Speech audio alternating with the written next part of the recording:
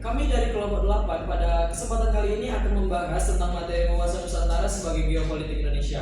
Nah, nantinya pada video ini kami satu persatu akan memberikan jawaban terhadap soal-soal yang ada pada uji kemampuan di bab ini. Nah, adapun saya Sukmen Rabayu dan rekan-rekan saya Anissa Mardiana. Saya Sedana Fikir Sinai, saya Dirita Sinalino. dan adapun dua anggota lagi, Hairina Zahra dan Irfan, sedang berhalangan hadir karena sedang mengabdi pada bangsa dan negara.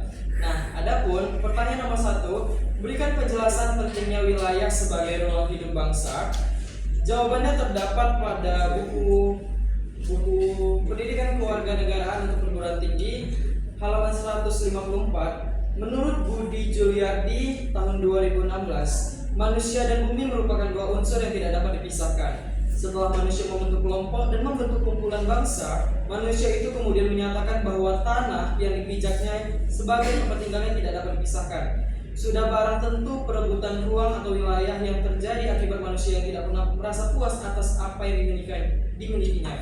Perebutan ruang atau wilayah ini akan menimbulkan konflik antar manusia, keluarga, masyarakat, dan negara. Untuk dapat mempertahankan ruang atau wilayah hidupnya dalam konteks kehidupan berbangsa dan bernegara, maka bangsa harus memiliki kesatuan cara pandang yang dikenal juga dengan wawasan nasional. Baik, itu untuk jawaban nomor 1. Selanjutnya jawaban nomor 2.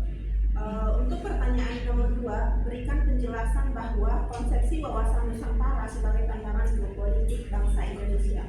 Jawaban nomor 2 tersebut berada pada halaman 162, di mana pandangan geopolitik bangsa Indonesia yang didasarkan pada nilai-nilai ketuhanan dan kemanusiaan yang luhur dengan jelas tertuang di dalam pembukaan Undang-Undang Dasar Negara Republik Indonesia 1945. Bangsa Indonesia adalah bangsa yang cinta damai, tetapi lebih cinta kemerdekaan.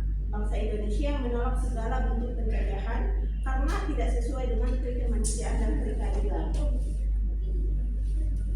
Kemudian, dalam konteks ini, wawasan Nusantara juga mencerminkan kesadaran bangsa Indonesia akan keberagaman budaya, suku, dan agama yang harus disatukan dalam satu bingkai persatuan nasional demi mencapai tujuan bersama, yakni kesejahteraan dan kemanfaatan. Sekian jawaban dari pertanyaan nomor 2. Selanjutnya, dari pertanyaan nomor 3, yaitu bagaimana menerapkan prinsip-prinsip wawasan Nusantara dalam kehidupan bermasyarakat, berbangsa, dan bernegara. Jawaban tersebut terdapat pada halaman 162, di mana dijelaskan bahwa bangsa Indonesia perlu memiliki prinsip-prinsip dasar sebagai pedoman agar tidak terombang-ambing dalam memperjuangkan kepentingan nasional untuk mencapai cita-cita dan tujuan nasionalnya.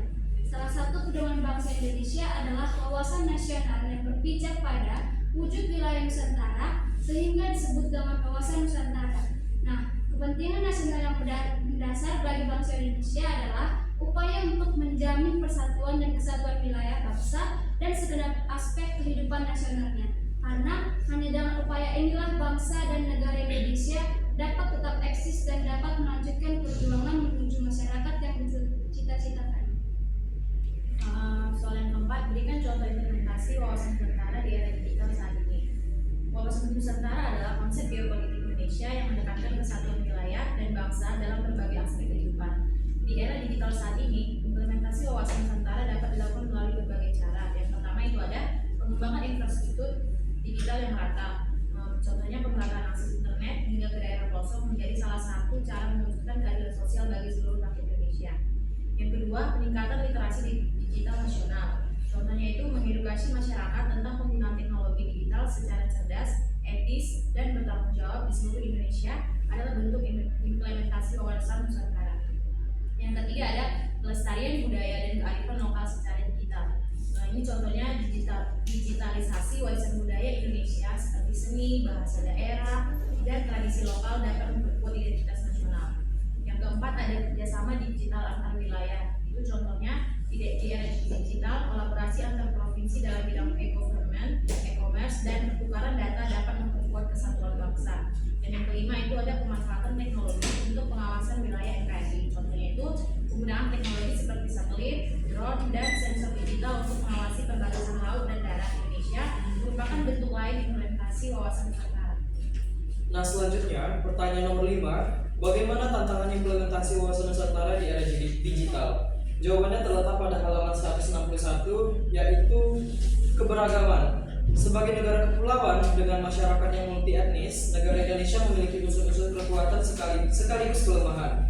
Kekuatannya terletak pada posisi dan keadaan geografi yang strategis dan kaya sumber daya alam. Sementara kelemahannya terletak pada wujud kepulauan dan keanekaragaman masyarakat yang harus disatukan dalam satu bangsa dan satu tanah air. Nah, untuk hal ini, bangsa Indonesia perlu memiliki prinsip-prinsip dasar sebagai pedoman agar tidak terlalu ambing dalam memperjuangkan kepentingan nasional untuk mencapai cita-cita dan tujuan nasionalnya.